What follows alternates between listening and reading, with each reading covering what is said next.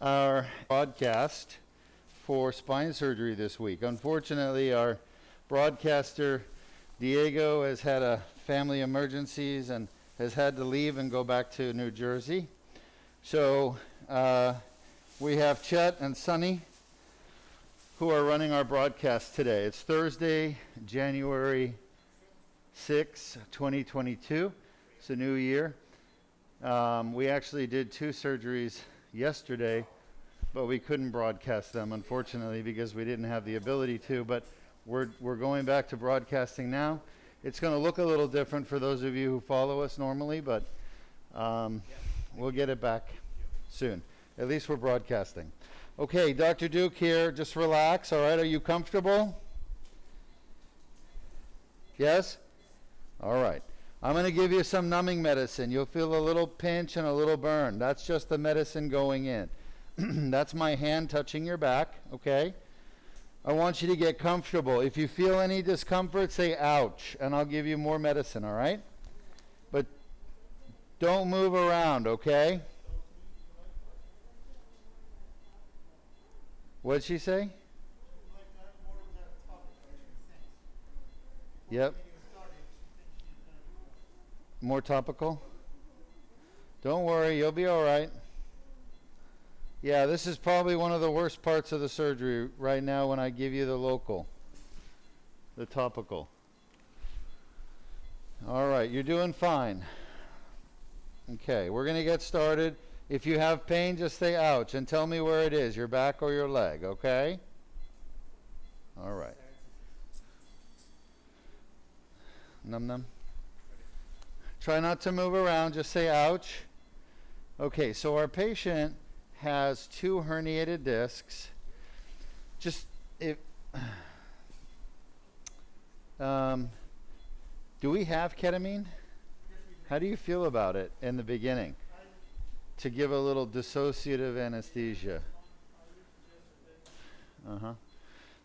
That way, I mean, it sort of helps the patient's comfort level. Local? Yeah. You see why? Are you okay? Ma'am? So I'll be talking to you as well as my team, as well as our broadcast team. So the operative team, the broadcast team, and you. Mostly to them, not so much to you. But if you're having discomfort, like I said, let me know.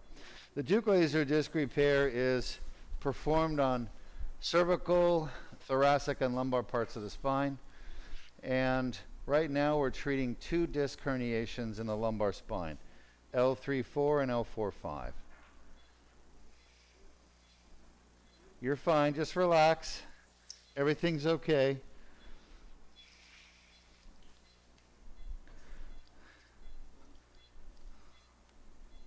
That's just more numbing medicine going in.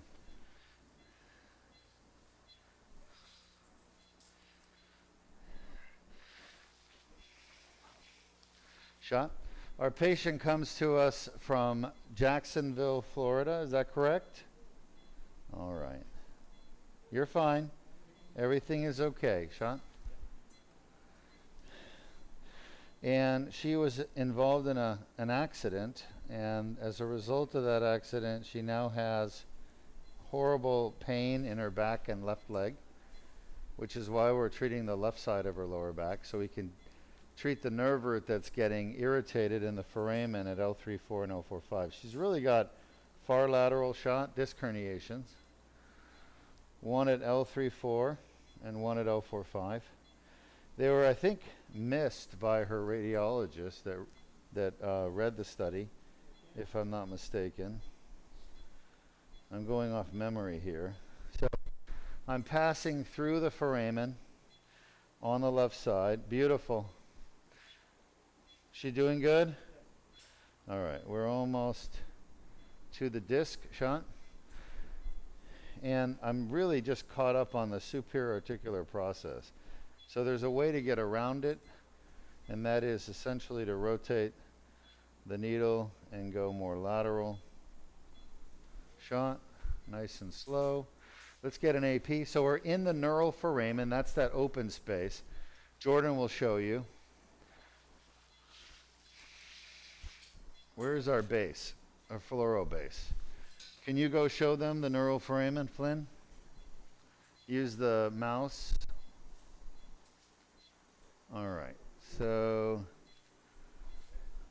nope, that's not it. We need to go back to a lateral.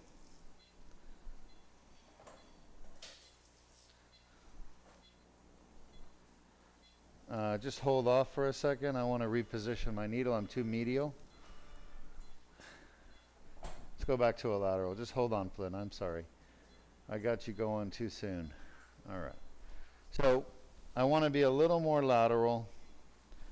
I think I want to have even my entry point maybe okay, but let me see here. Shot? I'm right up against the facets. Shot? All right, let's get an AP. I need to be a little more lateral from the last AP. Now we're starting with L4-5. You can see the L5 vertebral body below. You can see the L5-S1 disc space. So the first disc I'm going to access is L4-5. That's much better. Let's go back to a lateral. You can see the pedicle of L4, the pedicle of L5. The tip of the needle is just sort of between the two pedicles, aiming for that L4-5 disc. All right, so we want to be right where we are, basically. Her herniation is in the foramen. Will you show them the tip of the needle now, Flynn? The tip of the needle is there. Just point to the tip of the needle, yes, and that's in the foramen. Show them the foramen. It's that whole white area. Yeah, that's the foramen. And then the disc herniation is right where his pointer is right now. So that's where the herniation is. And it's coming into the foramen. All right. Looking good. She responsive?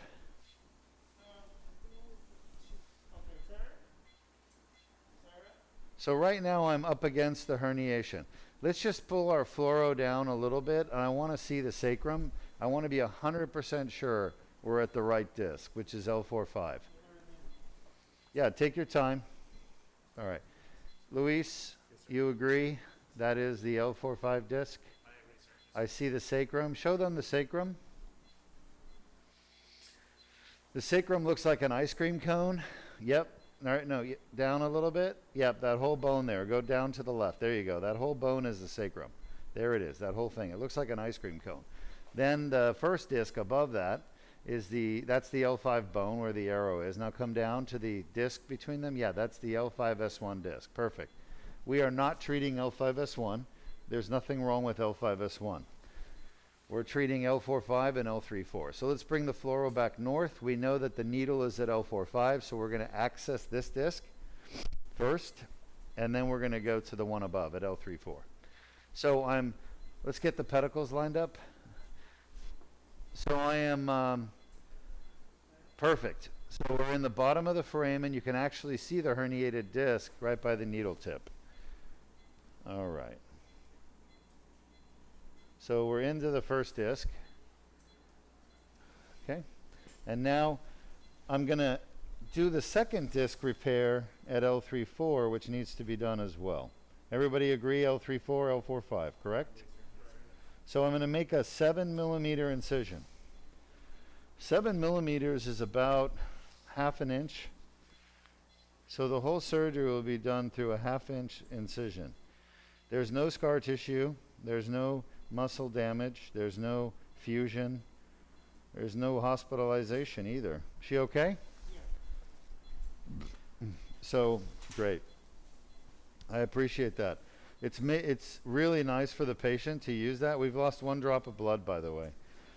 Do you like using ketamine? Yeah, I used it on Yeah. Yeah. Oh, you did? Okay. You just hadn't given her any. I gave her. Now you have, but when we started, you didn't, right? Yeah. Yeah. It really helps for some reason. It's incredible. I think Santiago is the one that taught me about that, using ketamine at the beginning just to make patients more comfortable while we gain access. All right, so same thing. I'm going to go to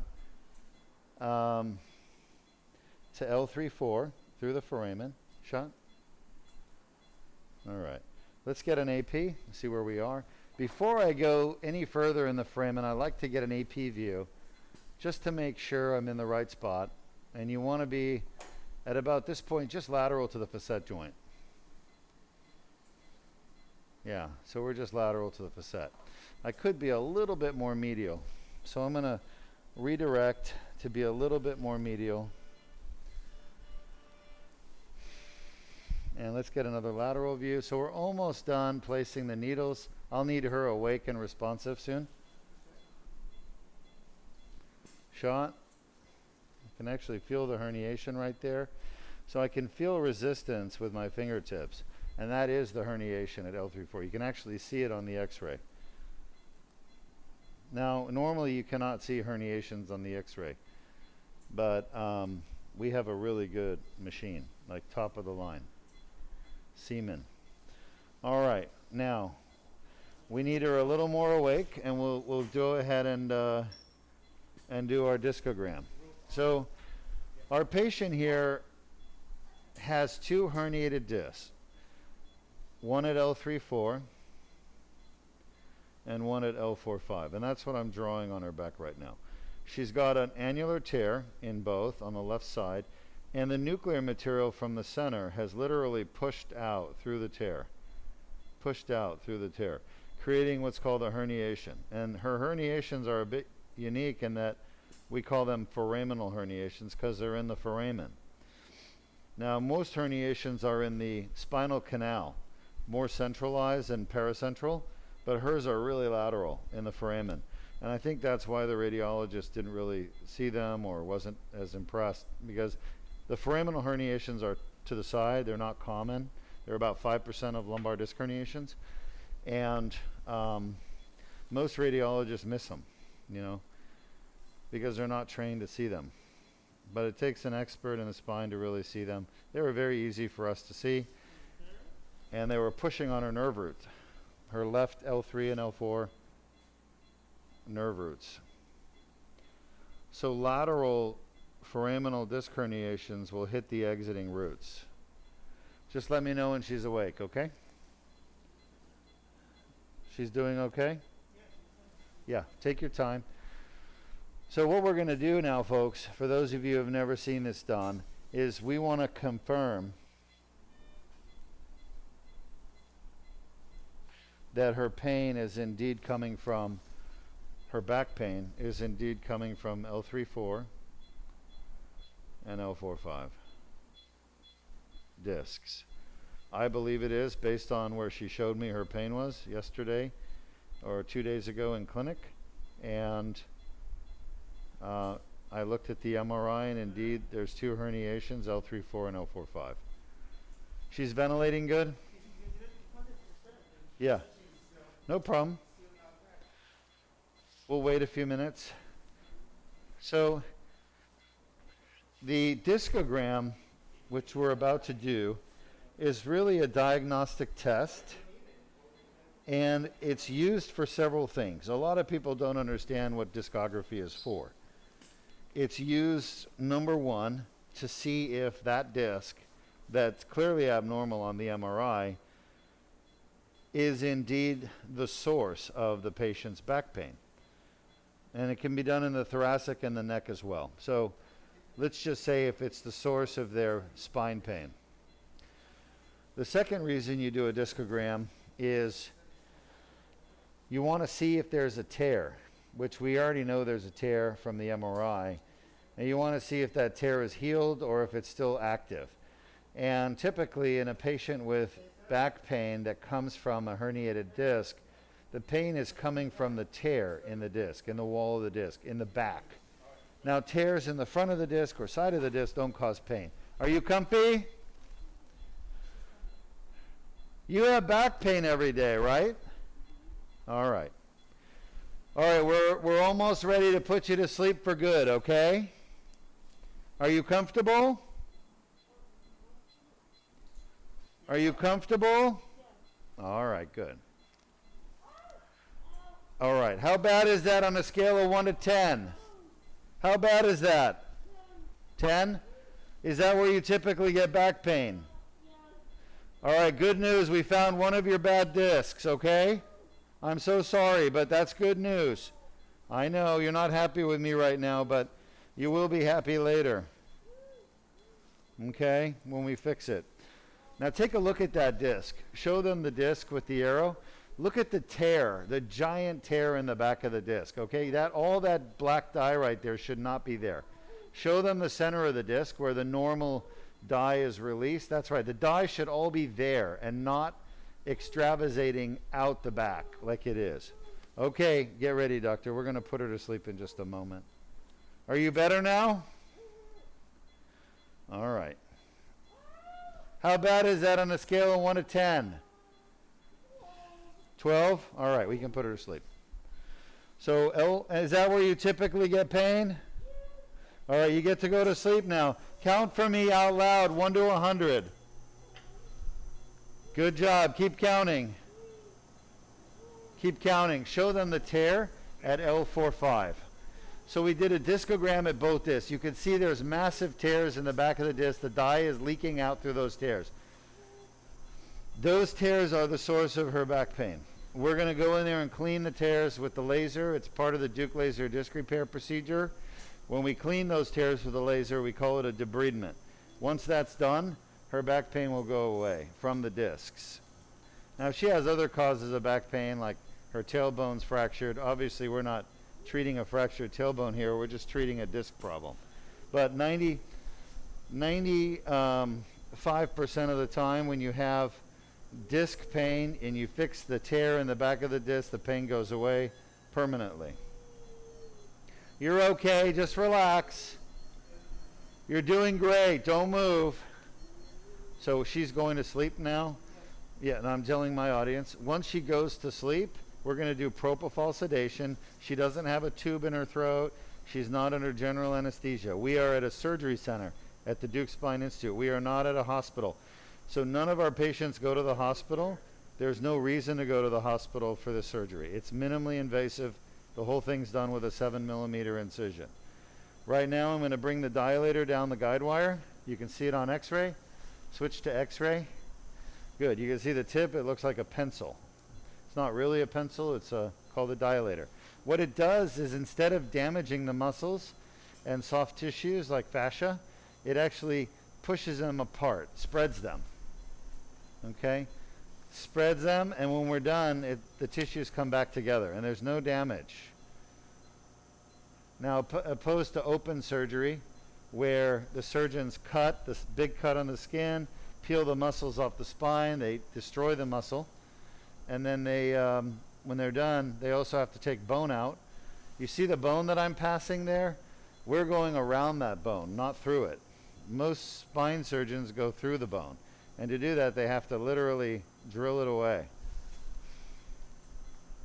So we're not drilling any bone away. We're going around it to the side. Sean? This technique of going around the bone and through the neural foramen, it's called transforaminal. This was designed and developed by Dr. Parvis Camden. He was the first one to do it. He was an orthopedic surgeon at Pittsburgh. And this area that we're in is called Camden's Triangle, or safe zone.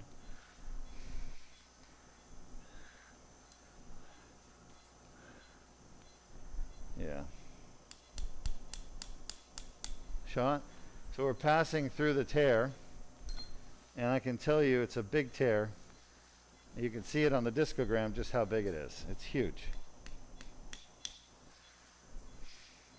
I mean, that went in so easy. When the dilator goes into the tear easily, it means it's a pretty fresh tear. Now, when was her accident?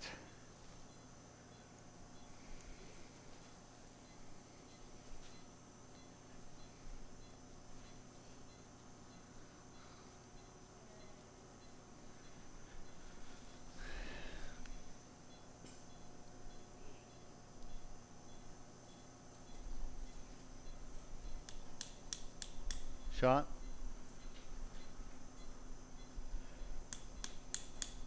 Shot.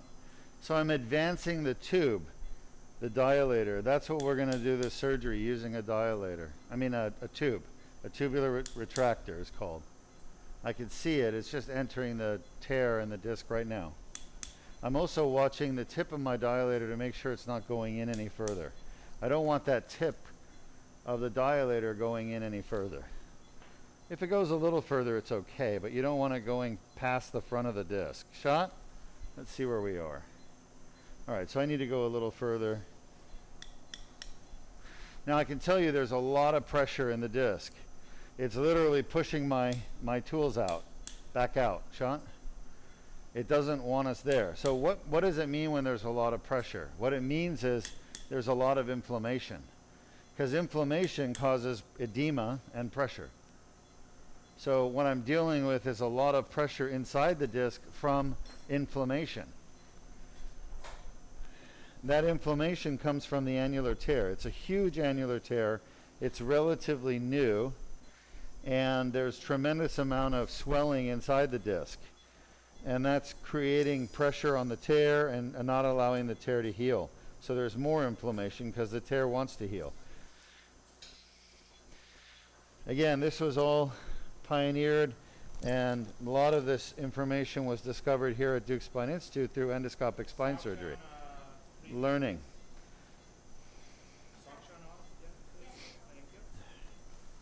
So now we're going in with the endoscope, down the tube, and inside here we're going to see we're inside the herniated disc, the damaged disc.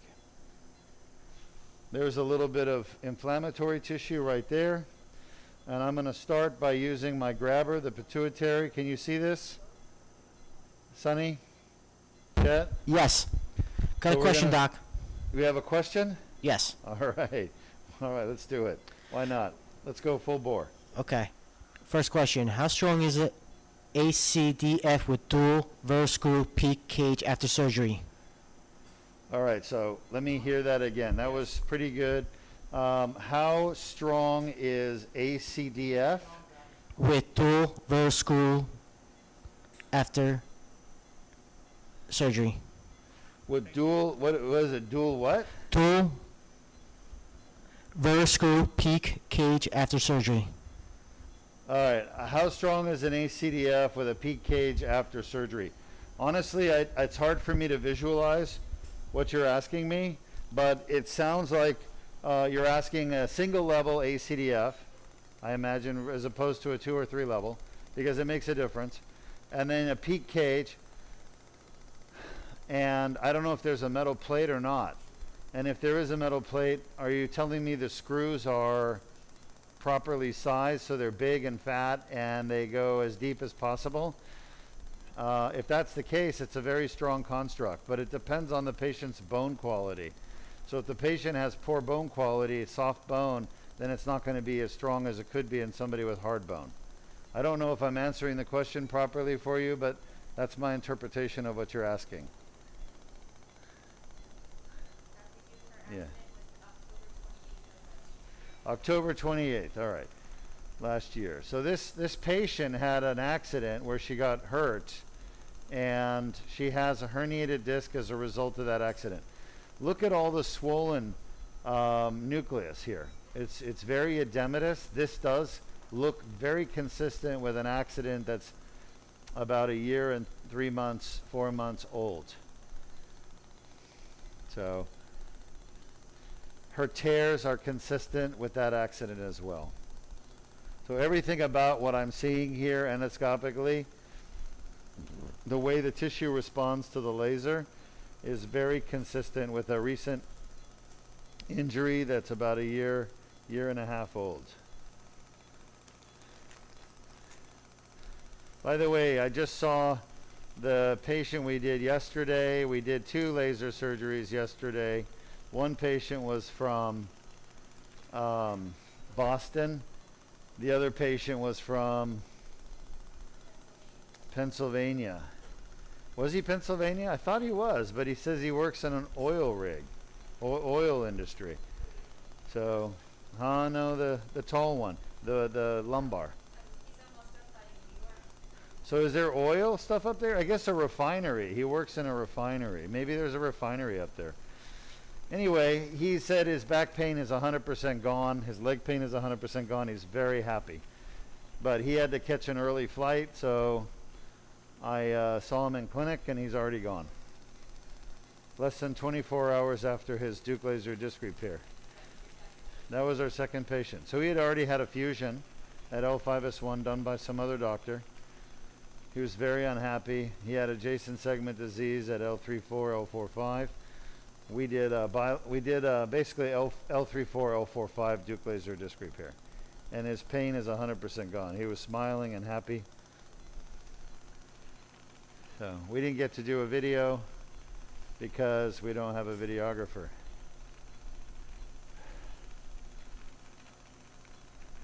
But we're trying to do the best we can. We're a small company. We don't have gazillions of dollars to waste. We have to be frugal. And we have only one videographer. And he was amazing. But unfortunately, he had to leave. That was Diego. Anyway, we'll find somebody else. In the meantime, we'll do the best we can. I'm getting bubbles. Maybe is the fluids good? So what I can tell you about this is a massive tear. Literally the tear goes from side to side, and all this blue stuff that we've stained is nucleus pulposus. It's basically the jelly from the center of the disc that is now degenerating. So why is it degenerating? It's degenerating because of inflammation. Inflammation tends to destroy things. That's what inflammation is. It's a destructive process. It's carried out by your own body, and it's designed to attack indiscriminately foreign bodies. So what's considered a foreign body? Well, let's say you get a nail stuck in your foot, and the nail has bacteria. It's going to put bacteria from the nail into your body. So the inflammatory system attacks the bacteria. It attacks the pieces of rust or metal. It attacks anything like a piece of wood, a pimple, anything that shouldn't be there, your inflammatory system attacks. And it's not specific like the immune system. So you have two systems of attacking, the inflammatory and the immune. And what causes most pain in the human body is inflammation or inflammatory system attacking things, okay? So with a herniated disc, what's being attacked is the jelly from the center of the disc. See the tear? That jelly that's being attacked by your inflammatory system inside the disc herniation is not normally seen by the body because it hides away in the middle of the disc during embryology, during development in utero. So before you become an adult or a child, you're a developing fetus, and the nucleus pulposus was the notochord. The notochord is very important in orchestrating the development of the primary germ tissues like the endoderm, mesoderm, and ectoderm in a developing fetus. And then the notochord disappears and it becomes the nucleus pulposus. So it's just ironic how something so important to life and the development of life becomes a cushion between the bones in your spine. But anyway, most people ignore that cushion. They've ignored it for forever in medicine. And there's only been a few scientists worldwide over time that have started to understand the importance of that nuclear jelly, that notochord remnant that's located in the middle of the disc, called the nucleus pulposus. Okay? And those scientists started to recognize its role in pain and inflammation. It's a very inflammatory material. It causes inflammation.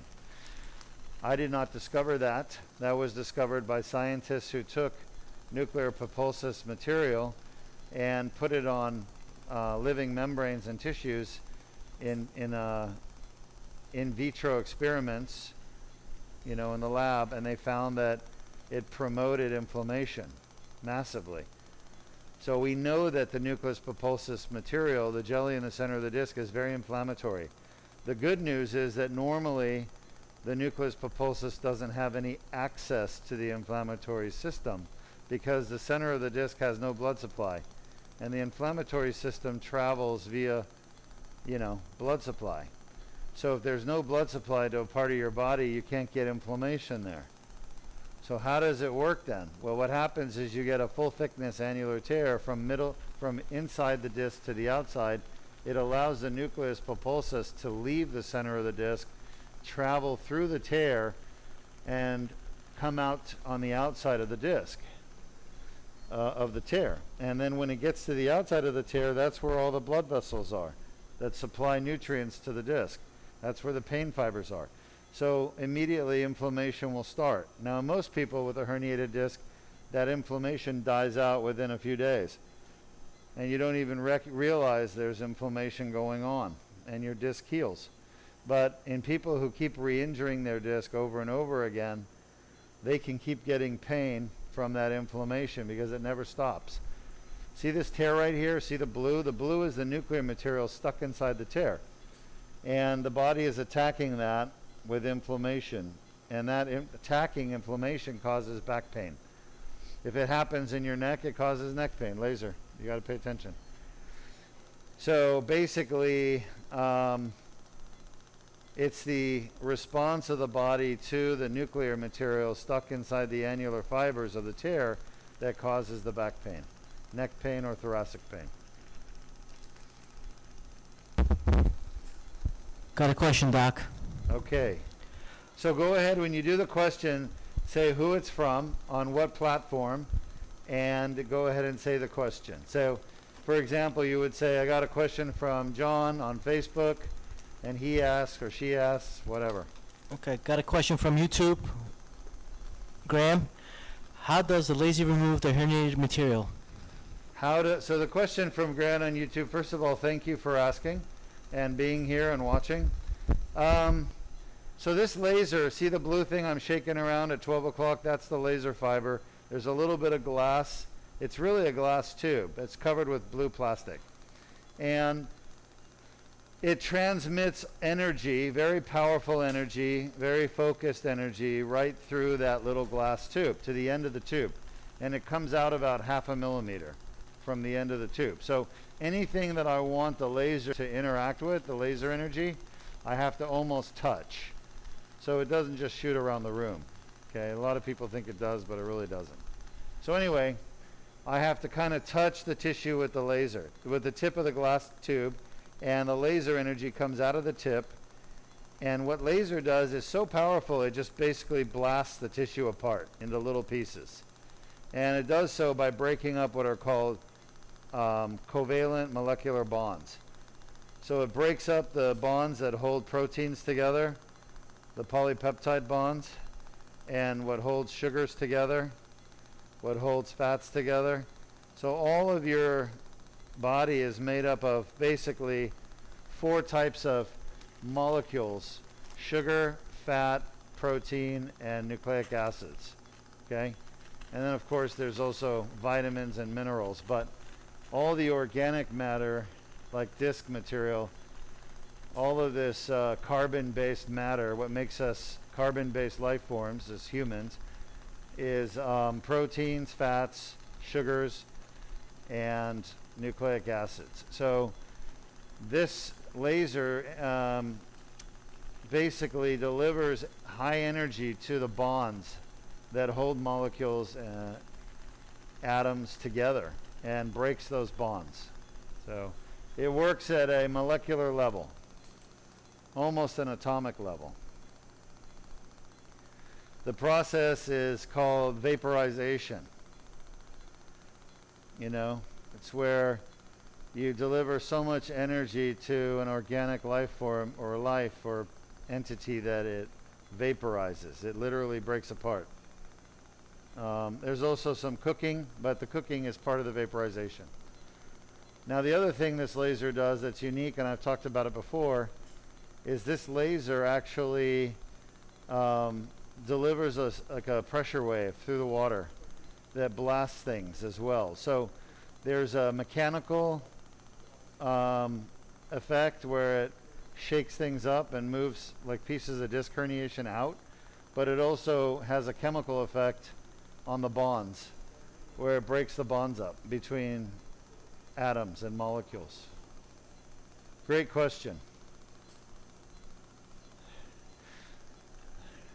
Somebody the other day, I was talking about the Duke laser disc repair on Facebook, and one of the trolls on one of the sites, I was trying to help people understand what we do, and I was talking about the laser surgery, and this guy says, "Oh, you're just a knife happy doctor." And I said, "It's a laser, not a knife." Right? That's one of the things I get to say as a laser endoscopic surgeon. I don't have to take the knife criticisms. I mean, sure, I use a knife to make a little cut on the skin, but the surgery is done with the laser. You can see what the laser does. I'm a laser happy surgeon, right? Not a knife happy surgeon. So get it right, please. Great questions, though. I'm really happy to see Chet and Sunny, you know, taking the broadcast and picking up where Diego left off. Keep the questions coming. This is a live stream for a reason. We want to answer your questions in real time. Doc, got another question from Facebook from Alan. Okay. Hi, you mentioned annual tears. I have them on MRI on L3, 4, 5, 6, but no pain, but stiffness in lower back, but weakness in left foot and twitching in both lower legs. Could this be from these tears? Yeah, so I need you to somewhat repeat because the volume somehow has gotten lower. So if you could boost it another 10 or 20% so I can hear you, and then slow down just a little bit so I can catch everything. But you said something about they have annular tears, they don't have any pain in their back, but they have weakness in their legs, I think. Yes, Is that stiffness in lower back, weakness in left foot, and twitching in both lower legs. Can these be from the tears? Okay, so the tears can cause, the annular tears are the first step in a herniation. So annular tears by themselves don't do anything. They don't cause any leg symptoms. They don't cause any back pain. There has to be a herniation, and a disc bulge is a herniation. So right there you can have some back pain. Now, as far as affecting the legs, can an annular tear with a disc bulge cause leg symptoms? The answer is yes, they can. Can they cause twitching of the legs? I'm not really sure what you mean by twitching, but if it's just muscle twitches, if it's true muscle twitches, it's extremely unlikely to do that. If it's spasms of discomfort, then yes, they can do that. But if it's just muscle twitches, it could be like another cause. You need to see a neurologist. That's what I would recommend. See a neurologist. Now, if you want to know if those bulging discs could be causing, leg symptoms from pinched nerves, then send me your MRI and I'll look at it. But I need to look at the MRI to be able to tell you that. I cannot do it based on a radiology report. The radiologists don't have enough information. I need to see it with my own eyes. So if you'd like my opinion on whether or not the, this is all fat right here, by the way. Okay, that's called epidural fat, and it's normal. It's supposed to be there. It looks really healthy, really good, but it's getting in the way of me doing my job, so I'm going to have to blast it. Okay? I'm almost done treating this herniation. So to answer, if you want my opinion on whether or not your disc bulges could be causing your muscle twitches or spasms in your legs, upload your MRI. I'll be happy to look at it. We do this for free. We don't charge. At mri.dukespline.com. Will you put that link in there so they could click on it and upload their MRI? But in general, a disc bulge that doesn't make contact with the nerve root and is not causing any pain it would be unlikely to be causing muscle spasms in your legs. Very unlikely. But I can give you a more accurate answer for your specific case if you upload your MRI. Just to say, Duke Spine Institute, we do free MRI reviews. We don't charge.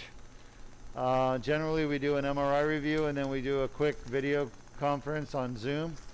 We do those every week. We do it to help people who are suffering around the world that don't have access to a doctor who can figure out what's wrong with them. And rather than making them fly all the way to Florida to see me, we do it digitally to help people. And again, currently there's no charge for it. We're in 2022 and it's January 6th. Great question, by the way. All right, we're almost done with this disc. I've pretty much eliminated all the nucleus that's herniated. I'm just going lateral here.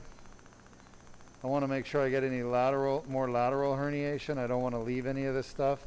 It can actually push on the nerve root as it goes down the leg, exiting the spine. So I want to make sure I get as much of this herniation as I can. Doc, got a question Yes. from YouTube from Roger. How do you know when to stop when you have taken enough material out? Yeah, great question. So the way I know to stop is I can see side to side. Those are the end plates. Those are basically the bones that are on the sides of the disc. And I look here at 12 o'clock where the laser fiber is, and that's the epidural space. That's where the nerves are. They're right behind that fat. And so I know that I've kind of reached the outer part of the disc and I've removed as much of this nuclear material as I can. So that's when I know when to stop. See the scar tissue there, the little waves? They look like little waves like on the ocean, like white caps. That's just scar tissue. That's from inflammation. So I've gotten rid of pretty much everything I can. And that always seems to be enough. See that little area right over there, that little beige area? That's the end plate. That's the bone. So I know I've gone from, bone to bone, and this is a giant tear. I knew that based on the discogram. I knew it was going to be floor to ceiling, basically. Great questions, great questions. All right, I'll try to show you the nerve root right now. There's an exiting nerve root. That's it right there. You see the white thing? That is the nerve root right there. Okay? And that one is the, what disc are we at? L4-5? So that would be the left L4 nerve root right there. The herniation was just underneath it. And medially, there's going to be another nerve root just behind that fat. That would be the L5 nerve root.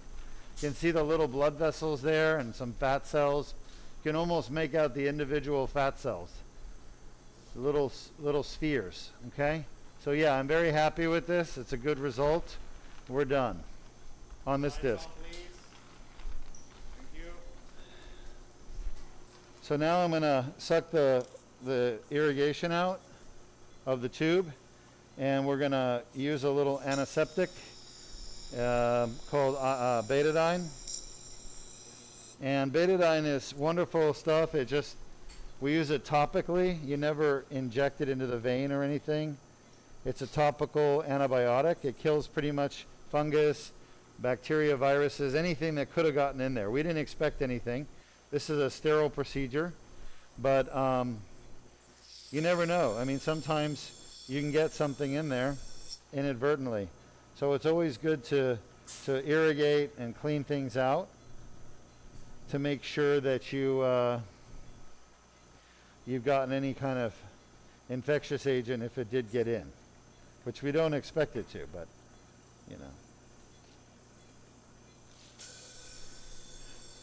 I want to irrigate out as much of the iodine solution as I can. That's great. And now we're pretty much done. I'll put a little bit of medicine in there to reduce any inflammation I may have caused from the surgery. And we're going to take this tube out. And I'm going to show you just a minute here if you want to take a look. The whole disc repair is done through a 7mm tube. Everything is FDA approved. I'm going to apply a little bit of pressure to the side of the spine in case there's any venous bleeding. And notice I have my other needle in place. So we've already accessed both discs, herniations through the tear. I did that at the beginning. And let's go lateral. So once I get 2 minutes of pressure on the muscles to minimize any bleeding, then I'm going to move on to the next disc. You can see the spinal needle is already there. And that's the L3-4 disc that we'll be fixing next. We need an X-ray on that, please. So I'm going to start by putting the guide wire down and shot. Okay, so somehow our needle came out. That's not good. We're going to have to shot. We're going to have to redo it. Interesting.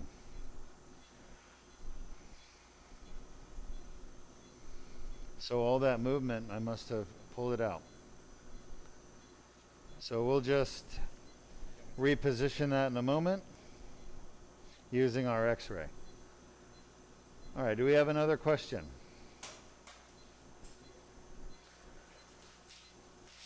We live stream our surgeries because we have nothing to hide. We want the public to see what it's like in the operating room when doing surgery. And, you know, we want them to see what state-of-the-art spine surgery looks like. People have, I think, misconceptions about it. And I want to eliminate those misconceptions. Let's get an AP. Doc, got a question from Yes. Graham again from Facebook. YouTube. Sure. Does it work on degenerative disc disease? Does this surgery work on degenerative disc disease? Is that the question? Yes.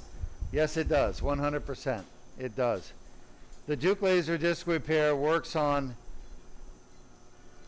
herniated discs, bulging discs, degenerated discs, and I could keep going. There's a lot of adjectives, but they all basically are the same thing, which is slip discs and ruptured disc and extruded disc and migrated discs. There's so many names for a disc problem. The reality is it's all the same thing. It's a tear in the annulus where the nuclear material has now come out and is shot and is now causing pain in the back and down the leg. All right, shot. Let me get an AP. I think I'm hitting the top of the end plate because it feels firm. Yeah, that's what I'm doing. Back to a lateral. So I'm repositioning this needle and we're almost have it where we need it. Once I do, we're going to put the guide wire down. We're going to then put the dilator down over the guide wire and we're going to finish our last disc. Shot. Once again, I've gone through the tear that's already there within the annulus into the disc. So this is a wonderful technique because we're not damaging anything in this patient with the surgery except for her skin. We've made a 7mm cut. That is literally the only damage we're doing. Once we get past the cut, we have a dilator that spreads the tissues. Let me show you. This is the dilator. Okay, so the end of it is hollow. It's got a little hole right there that goes down the guide wire, and it literally spreads open the tissues. So it doesn't cut anything. It just separates tissues. So it's a very gentle procedure. I didn't develop this technique right here. This is all developed by other surgeons and scientists ahead of me. This is an established treatment going transforaminal endoscopic, but what's unique about my surgery is the annular debridement, annular treatment. In other words, the focus on the annular tear is what separates the Duke laser disc repair from all other spine surgeries. No one else pays attention to the annular tear. All the other surgeons focus on the herniated disc, the piece of disc material that's hitting on the nerve. And once they get that out, they're done. But they've left the undebrided annular tear there, and so of course the patient's still going to have back pain, still going to have reherniation possible, because the tear will never heal itself until you clean it out. All right, guide wires out. Shot. Looking good. Through the tear. And again, the disc is pushing me out again. Shot. The reason is there's so much pressure inside the disc. Shot. All right, we are at 3-4. Everyone agree? This is our second disc and our last disc. So once we're done here, we'll be done. Let's see if it's pushed me out again. It actually pushed the needle out. That was amazing. I've never seen that happen. Shot. It's actually pushing the dilator out. There's so much inflammatory pressure inside this disc that it's literally pushing everything out. It's kind of like a swollen knee. Shot. So I have to be very careful that it doesn't push it out while I'm doing this. Otherwise, I'll be going into a place that I don't know where I'm going. You always have to make sure you maintain control of the pathway into the disc. If you lose your connection from the outside world to the tear and the disc herniation, you have to start over. You can't just go blindly. Otherwise, you can do a lot of damage to the patient. All right, so again, 7mm incision. We're going to go in and repair L3-4, left side. I already feel like it's pushed the tube out. It has. Amazing. Look at that. Well, I feel it's still in the disc, so let's go take a look. Let's hold this here so it doesn't go out any further. That's amazing, huh? A lot of pressure. Okay. Well, that's definitely disc material, stained blue. The dye we use only stains disc material, and it's just very edematous. Edematous means it has edema. Edema means swelling. Laser, I'll hold this.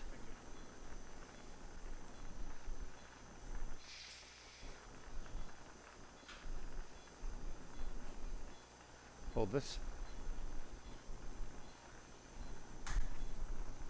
Thank you, Luis. All right, keep the questions coming. I really appreciate them. This is our second disc we're fixing, and this is the left L3-4.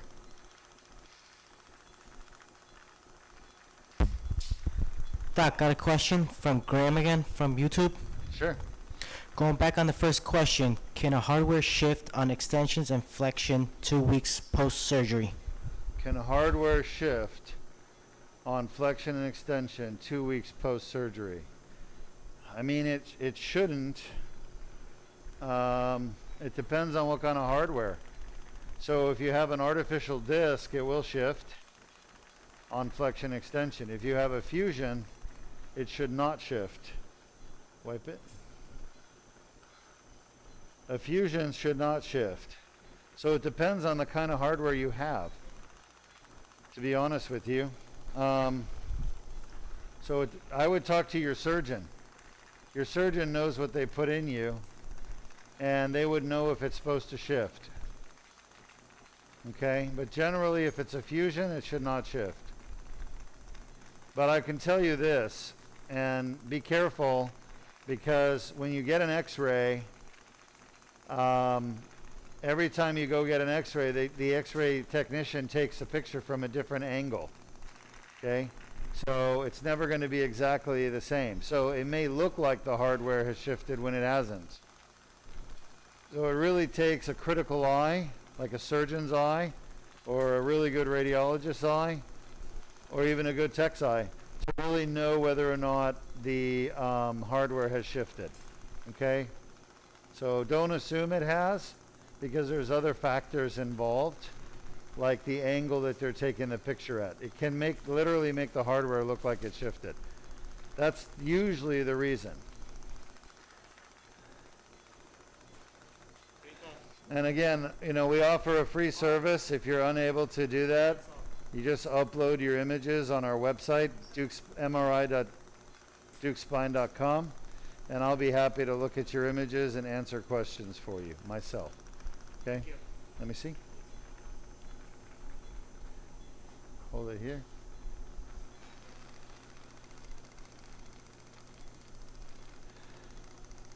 All right, once again, big tear right here. To me, this looks like it matches the age of her accident. That's when all of her symptoms started.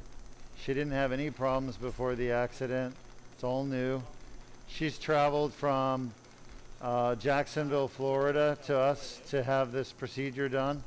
She found us on the internet. She recognized that this surgery is revolutionary, and she's seen the results, and she was very happy with the patient's results that we've had.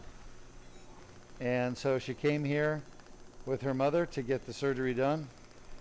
Her mother is keeping her company, taking care of her afterwards. But this is an outpatient procedure, and there's no hospitalization. Patients can walk out of here basically right after they're done, usually an hour later.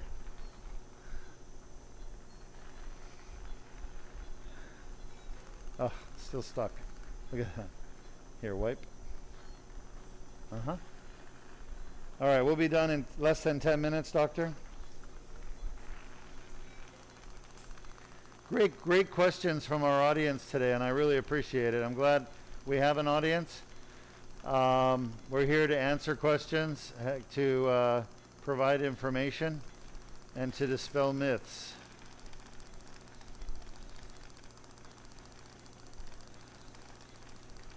The most important message that we have to people is that your back and neck pain can be cured with the right treatment. And the right treatment is here at Duke Spine. Unfortunately, every spine surgeon and doctor treats people's pain differently. And most of the treatments we have available today don't cure pain, like epidurals, medial branch block, rhizotomy, injections. They just don't cure the pain. Spinal cord stimulators, morphine pumps, dilaudid pumps. These things don't cure pain. There's only a couple of treatments available in the world that actually do cure the pain. For example, surgery on the disc is necessary to get rid of disc pain. That's what we're doing right here. Surgery on the disc to get rid of disc pain. Good fusion would also get rid of this pain if it's done properly. A good artificial disc surgery can get rid of this pain if it's done properly. But why have a fusion or artificial disc surgery if you can have this endoscopic laser surgery? There's no reason to. Let me have it. Thank you, Luis.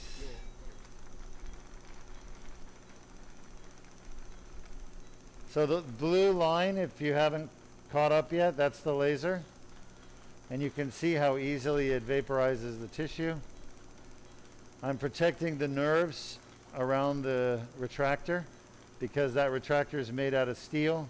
So you can't really hit the nerves as long as the retractor is there, protecting them. Of course, you have to know where the nerves are. That's why it helps to be a surgeon. And you shouldn't be doing this stuff if you're not a surgeon.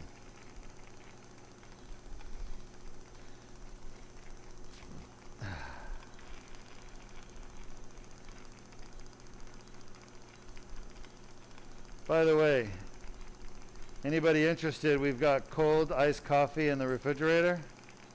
If you're an iced coffee person in the break room, yeah, you're welcome.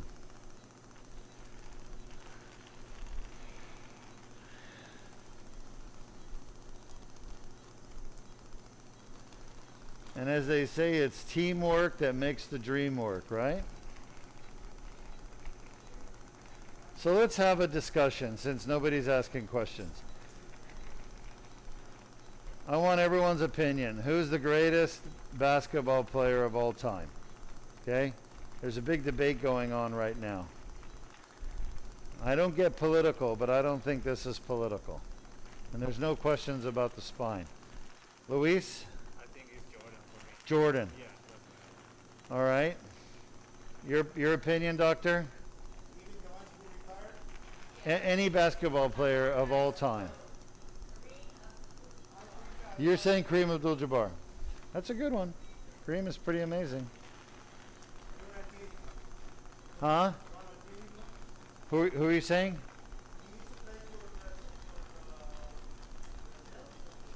Oh, Brazilian basketball player? Nice. What's his name?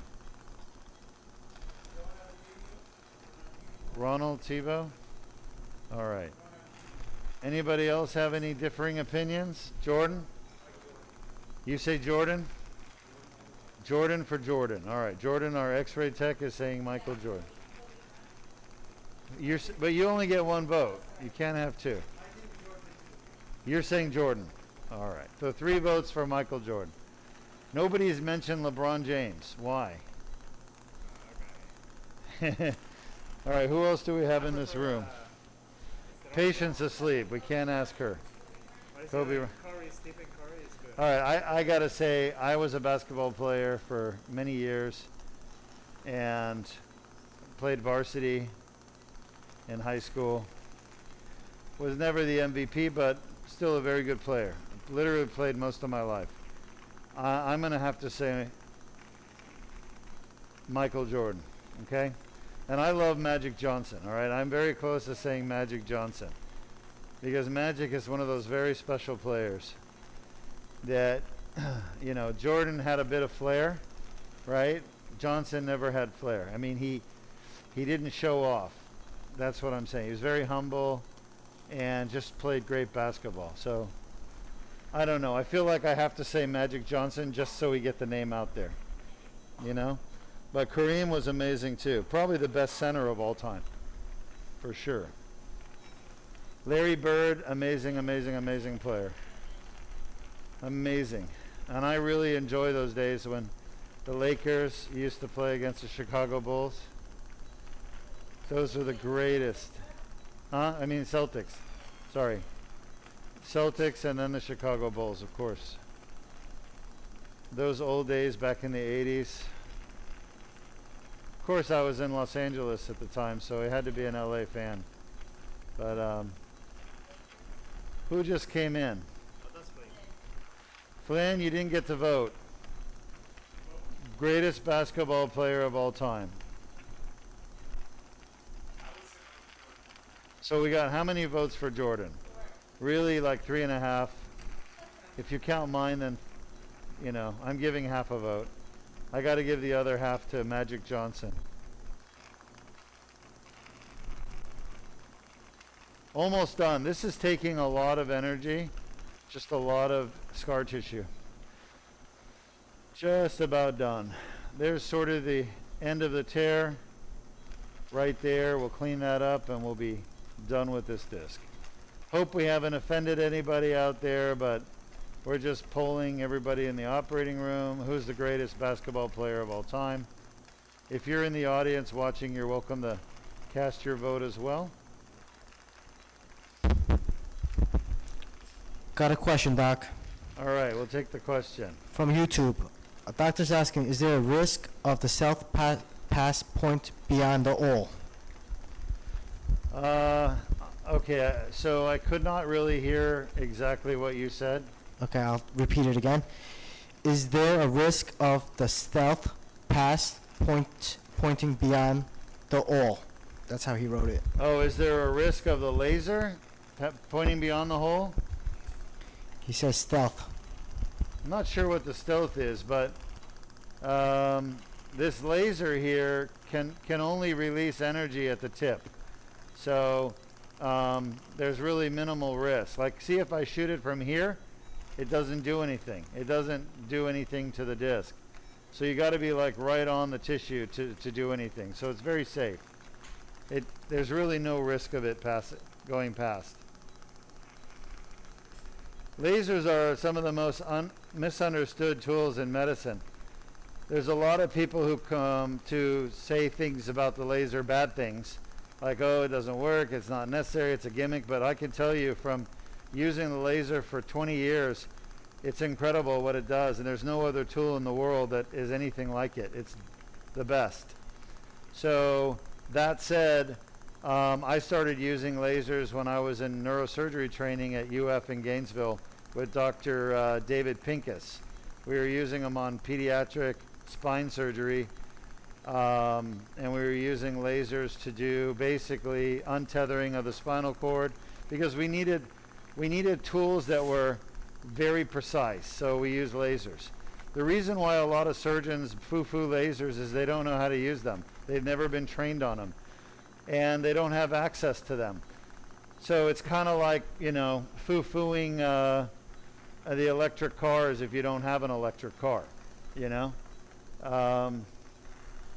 So the reality is they're expensive to buy, but so is everything in spine surgery. So there's really no excuse, but you also don't need a laser unless you can see it, what it's doing, and that's why endoscopic surgery is so important. We're using endoscopic surgery to see the laser. For example, if I didn't have a microscope or endoscope to see what the laser's doing, which most surgeons don't have a microscope or endoscope, they just use their eyes. If you use your eyes, you can't see what the laser does. You can't use the laser. It's not possible. So by being able to see what it does on an endoscopic or microscopic level, I'm able to use it properly. So all these surgeons that foo-foo the laser, they're not endoscopic, microscopic surgeons. They're just regular spine surgeons doing spine surgery like it was done 100 years ago.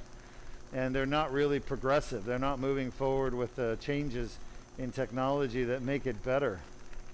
There's a lot of new technology in spine, but most of it's junk. Doesn't really help patients have better outcomes. On the other hand, this laser and endoscope, this technology we're using today is a massive advance because it keeps people from having fusions. And the results are amazing. Fast recovery, excellent results. Right, Luis? All right, great question. Just about done. 2 more minutes, I think, and we'll be done. There's just a big tear here, bigger than I thought.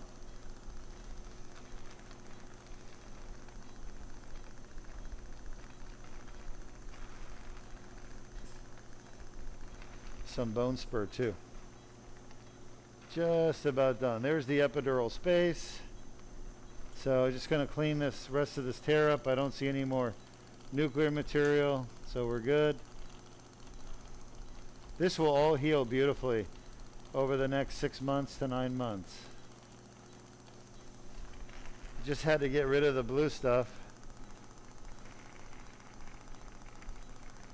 Get the pressure off the nerves.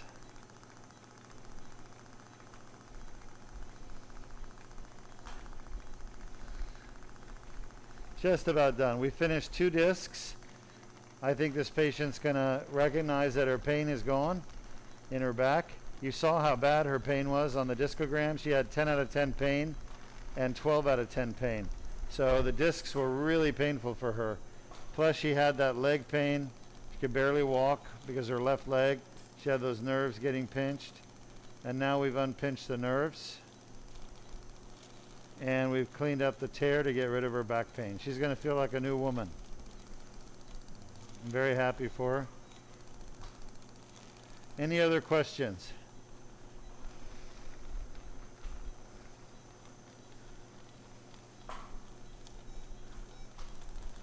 Any other questions? Yes, got one from Patrick on Facebook. When you remove the herniated disc with the laser, does it stop hibernation? When I remove the herniated disc with the laser, does it stop the herniation?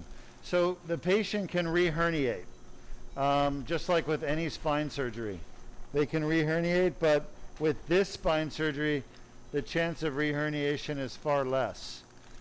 Our re-herniation rates are 1%. That means 1 in 100 patients will re-herniate. And I can tell you almost 100% of the time when that happens, it's because they didn't follow our instructions after surgery in terms of restricting their activities. So people feel so good after the surgery that they go out and just do whatever they want to do.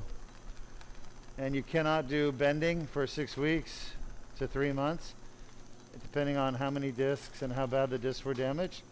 And you cannot do heavy carrying, lifting heavy things. All right, that's pretty much done. The nerve root's right up there. I'm going to get a little bit more of that disc right here. 1 minute left. We're just about done. Just got to get this little bit of disc here. I don't know if I answered the question, Patrick. I hope I did. Hope that makes sense. So any surgery, whether it's laminectomy, microdiscectomy, even fusion, even artificial disc, all of them allow for reherniations. Even Duke laser disc repair, what you're watching now. The risk of reherniation is much lower with this surgery than any other surgery. And the reason for that is because I'm not removing any bone. I'm not removing any ligaments from the spine. So this is all natural without removing any of the stabilizing structures. When you do a laminectomy, you're removing bones and ligaments. When you do a microdiscectomy, you're removing bones and ligaments. When you do ultrasonic technology, like some doctors promote, you're removing the bones. And that's bad for the spine. It weakens the spine, destabilizes the spine. So the chance of reherniating goes up with instability. Doc, got a question Yeah, from Facebook from Rick. sure. He says he's claustrophobic for an MRI tunnel. Can a CT scan be used for his back issues? He's claustrophobic for an MRI. Can a CT scan be used? The answer is you can use a CT, but it's not nearly as good. There are MRIs now that you can do the whole MRI in literally 5 minutes. It would be better to get the MRI done. You just have to find a good MRI. The older MRIs, you know, it's 30 minutes to 40 minutes to get that MRI done. The newer ones, it's literally 5 to 10 minutes. So the amount of time in the MRI scanner has dramatically decreased. I would recommend trying the MRI, whatever you can do. It's going to give you a much better idea of what's going on in your back or neck. Okay? So will a CT scan work? A lot of times a CT will be okay, but truly an MRI is your very best tool. So whatever you can do, try to, you know, lay there if you can and maybe take some Valium and just do your best to get an MRI. All right, we're pretty much done. I just want to grab this last piece and then we're coming out. If you have questions, I'll answer them for you. Just type them up and I'll do my best to answer them in the next 5 minutes. Sonny, can you run a video? Can you run the Duke laser disc repair lumbar video? Yes. So if you guys could run that right now for our audience to watch, they can see what I just did. And as soon as that's over, run the comparison video between fusion and Duke laser disc repair. And I'll be there shortly to answer questions. I'm just going to wrap this up. All right, I think we're done. Disc herniations are a common cause of chronic back pain.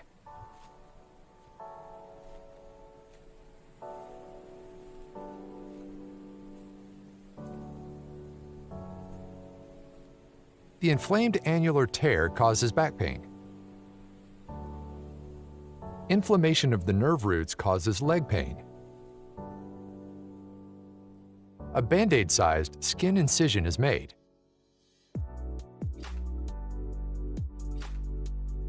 A small tube is inserted without damaging the bone or soft tissues.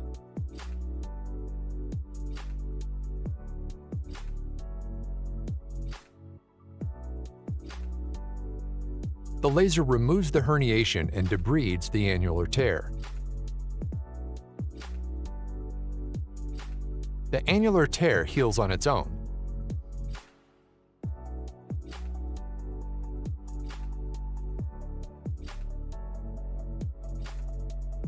If you have a herniated or bulging disc and back pain, submit your MRI for a free review at www.mri.dukespine.com.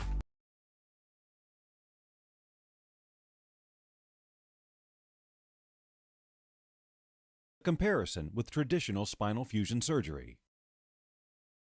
A patient with chronic back or neck pain originating from a symptomatic disc injury could undergo either traditional spinal fusion or less invasive Duke laser disc repair.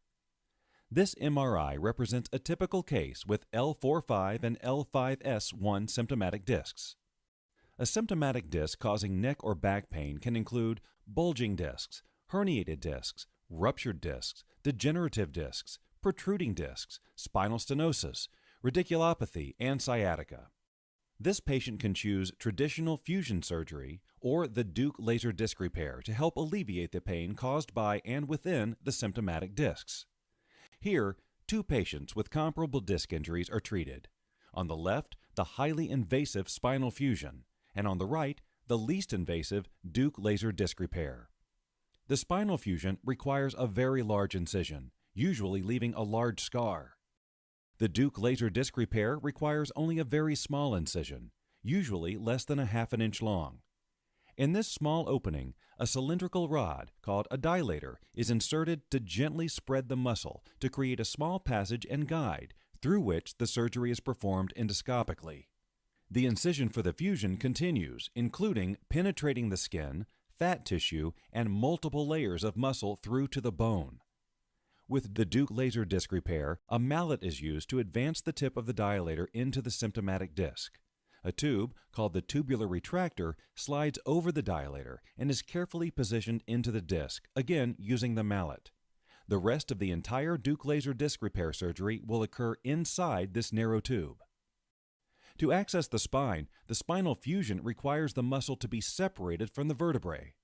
This very invasive action causes trauma and permanent damage to the muscles. Whereas in the endoscopic Duke laser disc repair, the muscle is not damaged. The endoscope camera is inserted into the tubular retractor to allow the surgeon to guide the laser inside each symptomatic disc. To accommodate the fusion hardware, a large bone grabber is used to perform a laminectomy by removing bone from the spine. The fiber optic laser used in the Duke laser disc repair is manipulated with great accuracy to remove only painful inflammatory tissue from the disc. In this highly magnified view, the laser is used to precisely remove damaged disc material that is causing the pain. The laser is debriding, or essentially vaporizing, damaged tissue in the disc's outer layer, or annulus, specifically at the annular tear, the source of the rupture or herniation and pain. After the fusion patient's damaged discs are removed, a metal or plastic cage housing bone grafting material is inserted in place of the removed discs. Once the laser has removed the painful part of the annular tear, the endoscope and tubular retractor are removed, leaving less than 1/2 inch incision in the skin, which is closed with a single stitch, Steri-strips, and a Band-Aid. Total time for the Duke laser disc repair surgery, approximately 1 hour. The fusion, however, is still underway. Holes in the spine must be tapped in preparation for the large pedicle screws that anchor the fusion hardware. The Duke laser disc repair patient is in recovery usually 45 to 60 minutes before released to go home. The fusion screws are inserted into the bone, as shown in the X-ray. After all screws are in place, rods are used to connect the screws together to prevent movement of the secured vertebrae. Crosslinks are added to bridge the rods together for additional stability. Fusion hardware, by design, is to fuse joints that normally move, preventing natural movement in the damaged portion of the spine. Whereas with the Duke laser disc repair, there is no loss of movement. Normal movement and flexibility of the disc and joints is preserved. The Duke laser disc repair patient is soon back home, enjoying life, with a very fast recovery, allowing normal activities without pain. Meanwhile, bone graft material is placed throughout the fusion surgery site. These morselized pieces of bone will eventually grow together to help promote the fusion process. Prior to closing the wound, a temporary drain is installed to allow excess fluid to drain. Average surgery time of a traditional 2-level fusion is 2.5 hours, with an additional 3 to 4 hours in the recovery room. As we've seen, in comparison, a spinal fusion requires a much larger incision and results in a significant amount of scar tissue. The Duke laser disc repair's half-inch incision leaves no scar tissue around the spine or nerves. A large amount of bone is removed with a spinal fusion. With the Duke laser disc repair, no bone is removed. Each disc is accessed through a natural opening in the spine. The entire disc is completely removed in a spinal fusion, even though only 5% may be damaged. The Duke laser disc repair leaves the normal parts of the disc in place and removes only the painful annular tear on the damaged disc. Fusion requires hardware, including screws, rods, plates, etc. The Duke laser disc repair does not require any hardware. The patient is totally hardware-free. Fusion surgery is very invasive. Cutting and moving the muscle structures and tissues for a spinal fusion causes trauma, resulting in permanent damage to the muscles. Whereas with the Duke laser disc repair, there is no damage to the muscles. The Duke laser disc repair is the least invasive surgery available to repair a damaged disc. With spinal fusions, patients are required to take highly addictive narcotic painkillers, which can cause constipation, bowel, and bladder complications. Due to the minimal pain, narcotics are not needed with the Duke laser disc repair. Spinal fusions have a high risk for infection. The Duke laser disc repair has a very low risk for infection. In the 7 years the Duke laser disc repair has been performed, there have been no infections. Spinal fusion surgery has a very long recovery and requires a great deal of physical therapy and time to heal from the trauma in the muscles and the spine itself. Whereas the recovery from Duke laser disc repair is in a matter of hours or days, rather than weeks or months. With fusion, the spine is being fused together, losing movement. Whereas there is no fusion with the Duke laser disc repair.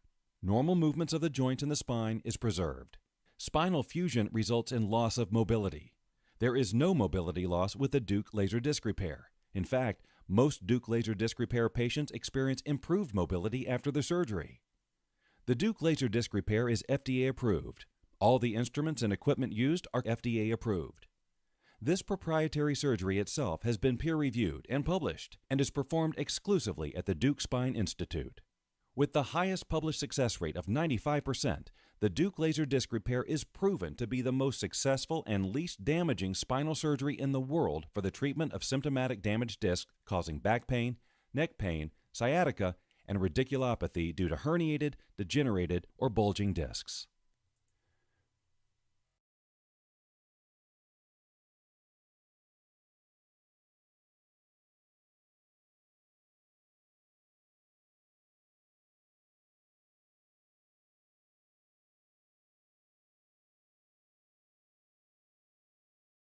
Duke laser disc repair, a comparison with traditional spinal fusion surgery. A symptomatic disc causing neck or back pain can include bulging discs, herniated discs, ruptured discs, degenerative discs, protruding discs, spinal stenosis, radiculopathy, and sciatica. This patient can choose traditional fusion surgery or the Duke laser disc repair to help alleviate the pain caused by and within the symptomatic discs. Here, 2 patients with comparable disc injuries are treated. On the left, the highly invasive spinal fusion, and on the right, the least invasive Duke laser disc repair. The spinal fusion requires a very large incision, usually leaving a large scar.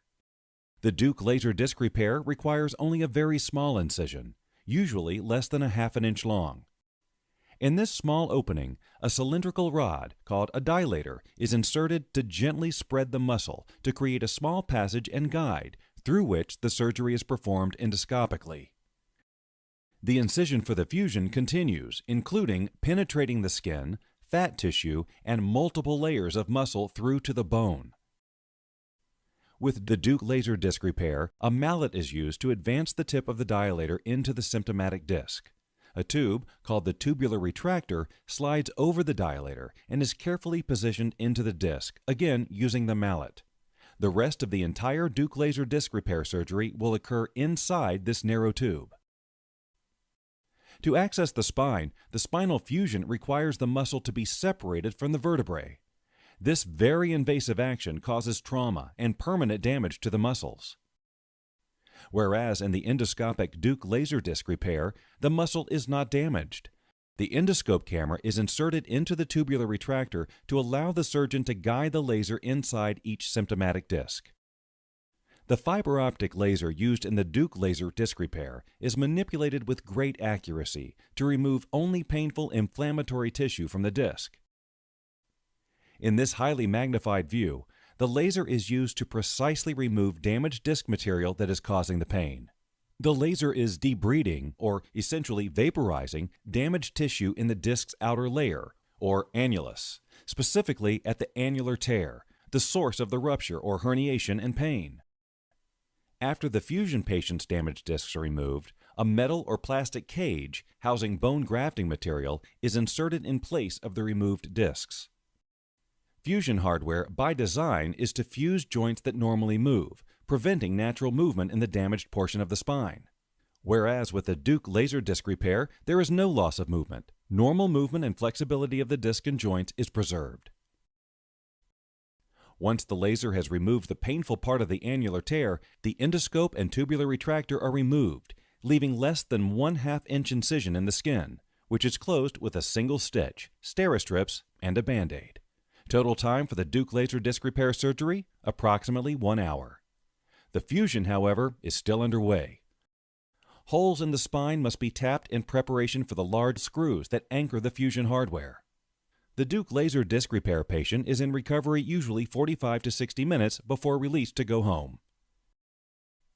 Meanwhile, bone graft material is placed throughout the fusion surgery site. These morselized pieces of bone will eventually grow together to help promote the fusion process. The Duke laser disc repair patient is soon back home, enjoying life, with a very fast recovery, allowing normal activities without pain. Average surgery time of a traditional 2-level fusion is 2.5 hours, with an additional 3 to 4 hours in the recovery room. As we've seen, in comparison, a spinal fusion requires a much larger incision and results in a significant amount of scar tissue. The Duke laser disc repair's 1/2 inch incision leaves no scar tissue around the spine or nerves. A large amount of bone is removed with a spinal fusion. With the Duke laser disc repair, no bone is removed. Each disc is accessed through a natural opening in the spine. The entire disc is completely removed in a spinal fusion, even though only 5% may be damaged. The Duke laser disc repair leaves the normal parts of the disc in place and removes only the painful annular tear on the damaged disc. Fusion requires hardware, including screws, rods, plates, etc.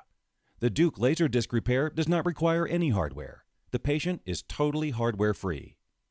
Fusion surgery is very invasive. Cutting and moving the muscle structures and tissues for a spinal fusion causes trauma, resulting in permanent damage to the muscles. Whereas with the Duke laser disc repair, there is no damage to the muscles.